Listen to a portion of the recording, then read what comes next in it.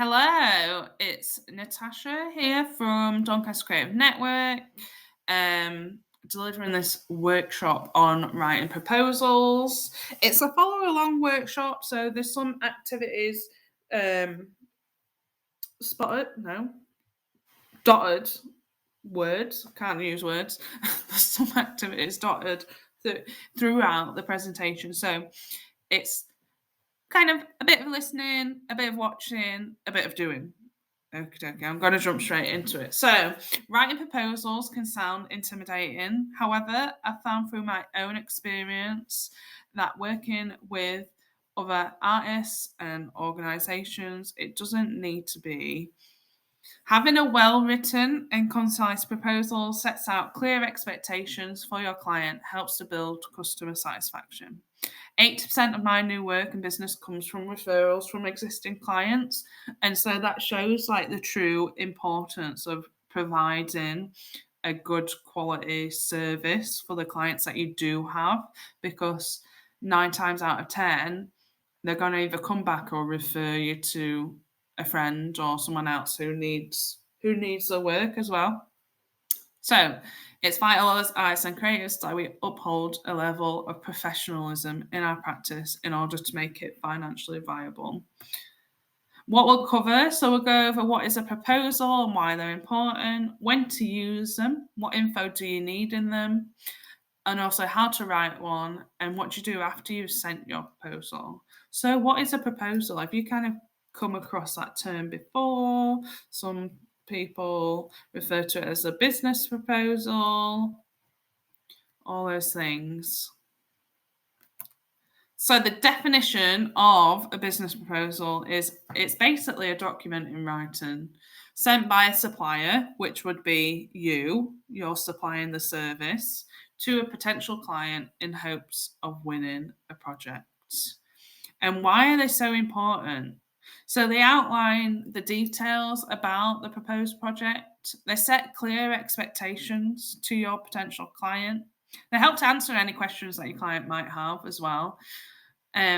So that's really helpful because the client might have additional questions, like they might maybe they felt too nervous to ask you them, like they felt like, oh well, maybe this is a bit of a stupid question or something like that. So that proposal will help to give the client clarity, which means they might be more likely to say yes in working with you from that. Also, it helps to keep you and your client accountable. So in my proposals, I'll set expectations, I'll set deadlines and timelines and things like that. So it just helps to keep us all on track and shows you what you need to do next. And it also gives the client confidence that you'll deliver in what you're saying that you're going to deliver it on, and raises your value as an artist. It shows that you're taking your practice seriously. You've got a little bit of a business kind of mindset happening, which just can help build confidence in you as a professional artist, because that is what you are acting as.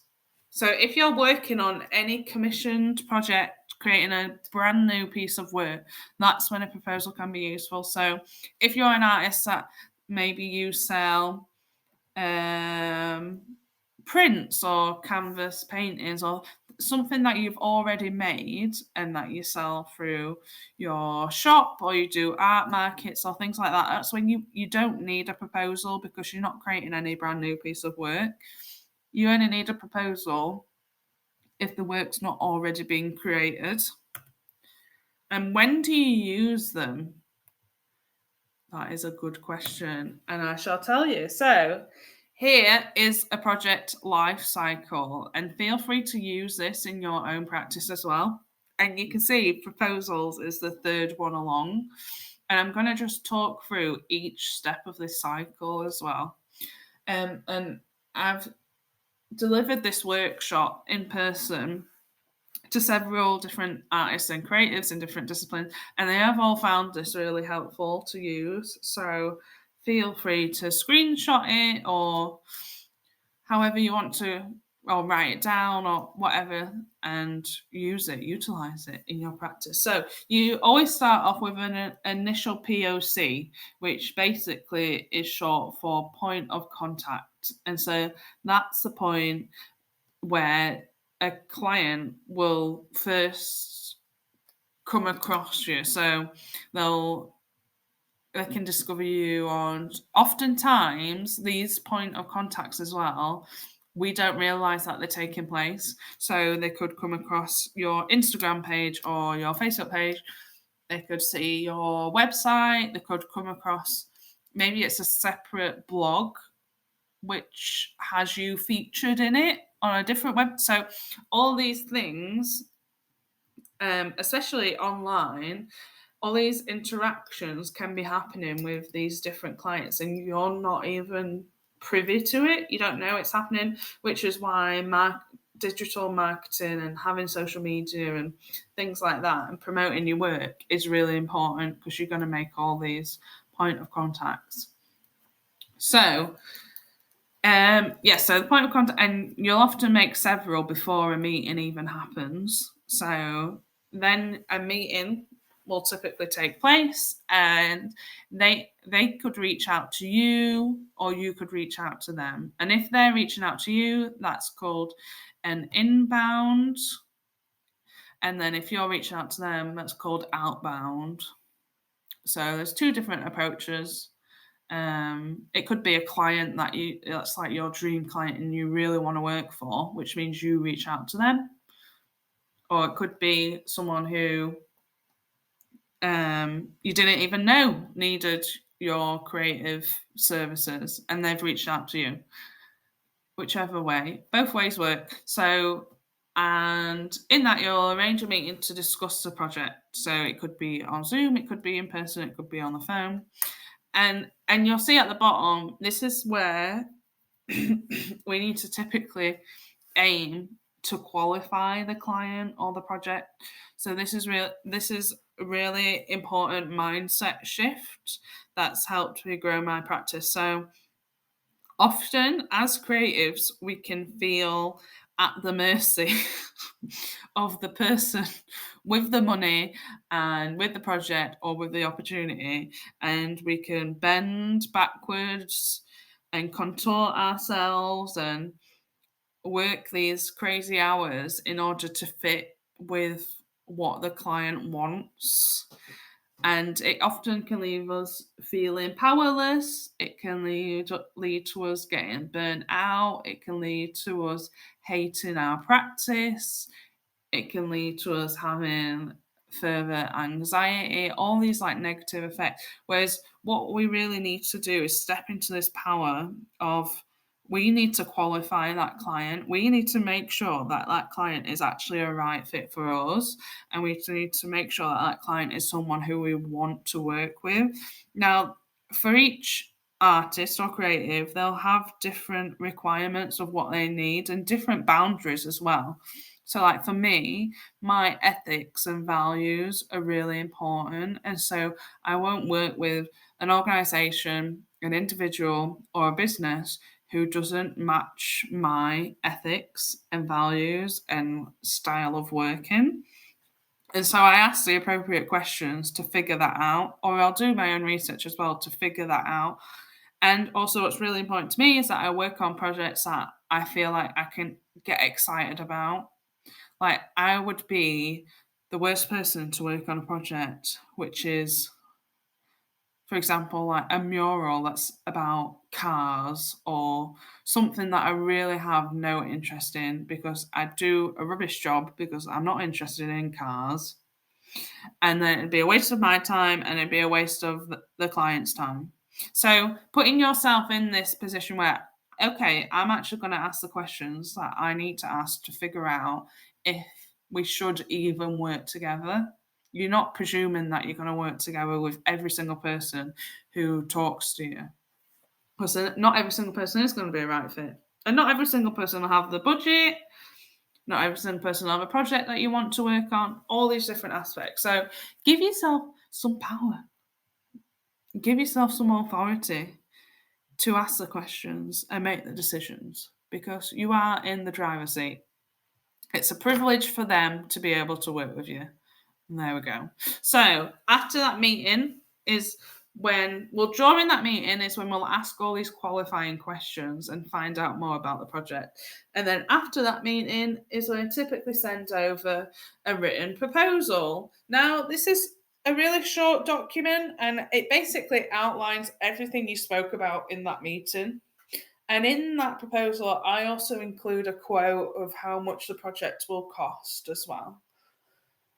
And then after that, you can send over after you've sent the proposal and they're happy with the proposal, you can then send over a contract. Now, I would recommend sending over contracts, and I'm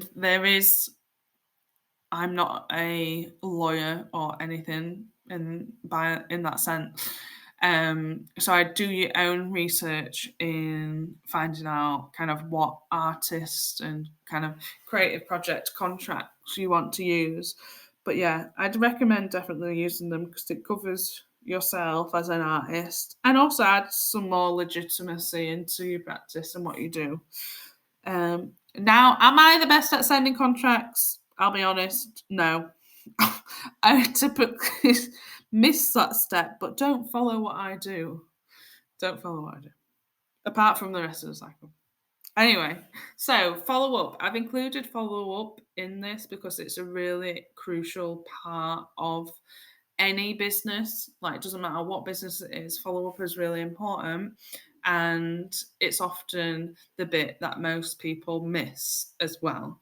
So when you have like a potential opportunity and it kind of sometimes it'll fizzle out, communication will drop, all these different reasons that it hasn't kind of gone through, or they might have extra questions that you've not been able to answer, or they might be shopping around. It's important to stay on front of mind for that client and just keep following up with them. And I'll talk a little bit more about that later. So they've signed the contract, they've agreed to everything. Maybe you've had to do a little bit of following up because it kind of went a bit quiet or whatever reason. And now is when I would take a 50% deposit. Now, it's industry standard for creatives to do a 50% deposit up front before they even start any work, and then they'll do 50% at the end once it's been completed. So yeah, don't feel awkward about asking for a 50% deposit. It's normal. Pretty much all creatives do it.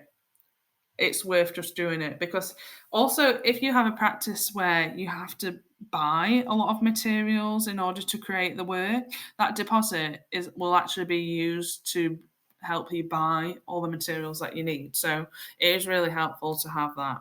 And also if they pay the deposit, it means they're more likely to pay you the final payment as well. So it is protecting yourself. So you get your deposit and then wow, finally we're at creating the work. I know there's a lot of steps beforehand which have to come that lead you to actually making the work. Now, I've spoken to artists and they really don't want to do any of the other steps.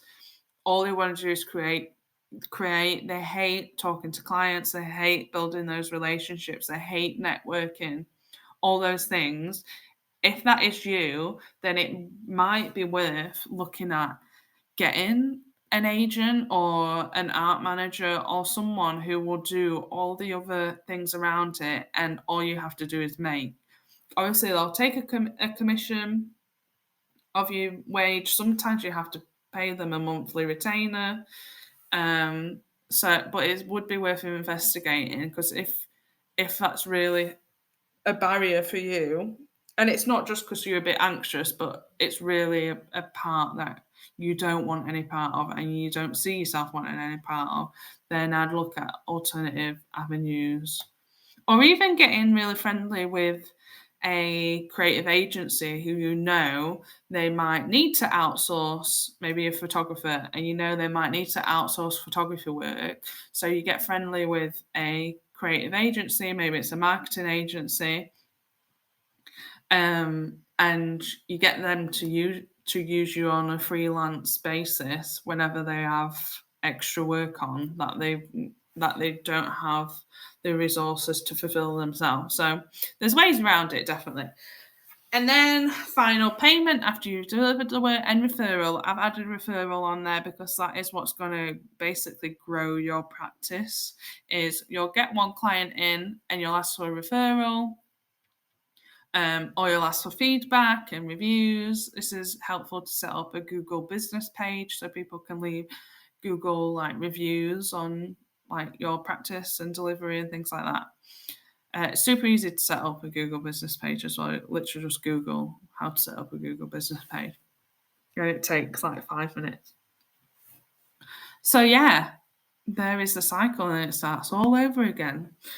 Okie dokie. Next. Oh, I'm pressing the wrong button.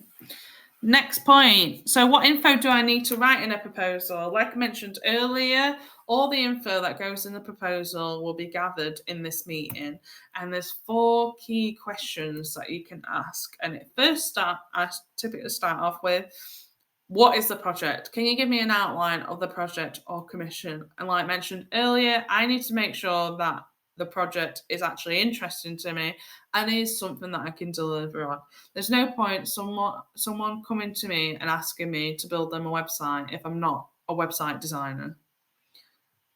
It's outside my skill set, and therefore there's no point in me taking it on. So trying to stick with what you actually do is really important. And it is tricky in those early days when you might really need some money and things like that. You can say yes to those, but I wouldn't bother really marketing them, putting them out there, because you want to attract more of the projects that you really want to work on and specialize in. The deadline. So when do you need this work completed by? Can I actually fit it in my schedule? Also, if a client is asking for a really quick turnaround, a lot of artists and designers do charge an additional rush fee. And it's up to you how much extra you want to put onto your rate as a rush fee. But just know that you are typically paying a higher rate if you want things done really fast, because that accommodates for any late nights or weekends that you might have to work. And then budget. I asked really early on what people's budget is. Now, even when people say they don't have a budget, they normally have a number in mind that they'd like to spend. It's really difficult with art and creativity because it's very value-based. So there's not often a set price of how much things will cost. It's more determined on what is the value of what you're delivering. So one person could pay £1,000 and then another person could pay £100. But it's just figuring out what is the value of it, and it really just determines on what people will pay for it. So if someone is being really reluctant and don't want to give you a budget or just really don't have a clue, then I would put a price bracket. Now, this is where you need to be familiar with how much you do actually charge and how much you typically charge. So if a client really didn't have a clue, then I would say, well, recent projects kind of similar to this have been charged at around £500 to £1,000.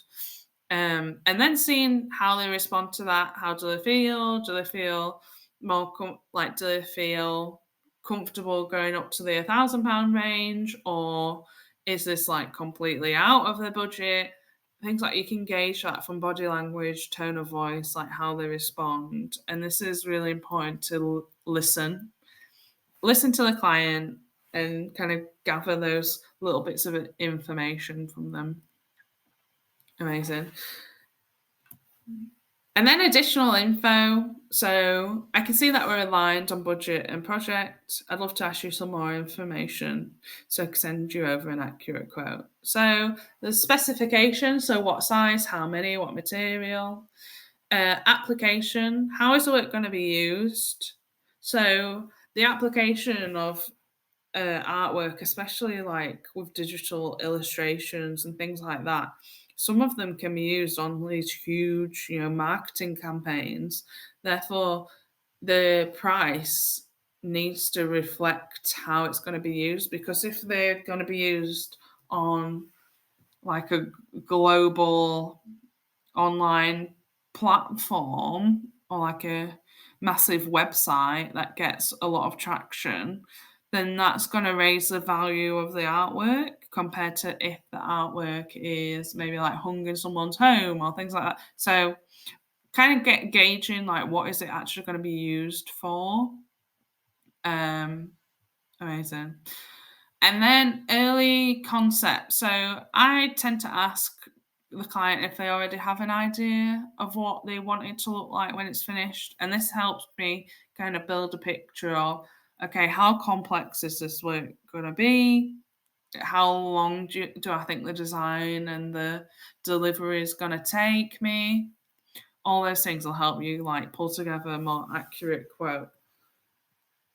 And what goes into the proposal? So this is a really basic breakdown of what goes into mine. So the description, so a couple of sentences framing what the project is, specification, exactly what am I proposing to deliver, timeline, how long is it going to take me, making sure that this matches the client's deadline if they have one, pricing, do I include my I include my quote in my proposal.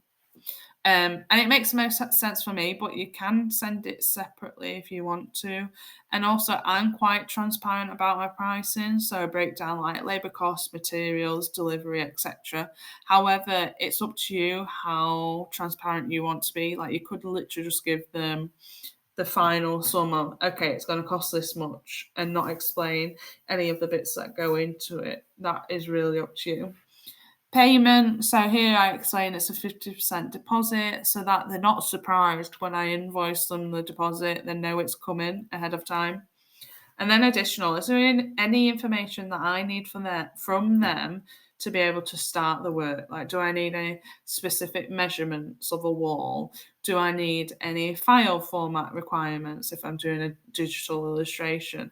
Do I need any of the logo assets or their color palettes or anything like that to be able to actually make the work? Because before they send that to you, you can't get started. So then that then has a knock-on effect and then affects the timeline and everything else. So making sure that you're communicating with them, in order for me to do this work, I need this, this, and this, and this, and then I can crack on. Okay. So here's an example. I know it's really small on my screen, so I hope you can see it. And it breaks down, so it goes through the description, the specification, timeline, pricing, payment. Feel free to pause it and have a look at it in more detail. I'll not read through the whole thing, so yeah, feel free to pause it and have a gander. Yeah, so as you can see, it's literally one A4 document which is bullet pointed. If you send over a written document which has too much writing, which doesn't look visually interesting, they're not going to read it. People are busy; they're not going to read it. Whereas if you send them that, they can quickly skim through it and be like, "Oh yeah, that sounds really good." Okay, and then another example. So I always get a picture of the place that I'm painting on or the wall that I'm doing, stick it in the top, and then add in the information below. And I just use the same template for each one, and I just change the information out. So it literally takes me about 5 minutes to put together, 5-10 minutes to put together. It doesn't take long, but it just helps to create a lot of clarity. It sets expectations from the start. It shows kind of like your process and how you're going to work, because it talks about the timeline. So it shows exactly what's going to happen, and it helps to improve your service as well, because the client feels like, okay, I'm in safe hands, I'm going to get looked after. Okay, so it'll improve your success rate. Okay, and I'll give you an opportunity to practice. So I'm going to quickly skim through this bit. Hold on. So I'll give you an opportunity to practice. I'll go back to this point. So have a think about clients you've worked with in the past or any potential client you could maybe work with, and how would you create a proposal around that? So I'll give you some time. Feel free to pause. I'll come back.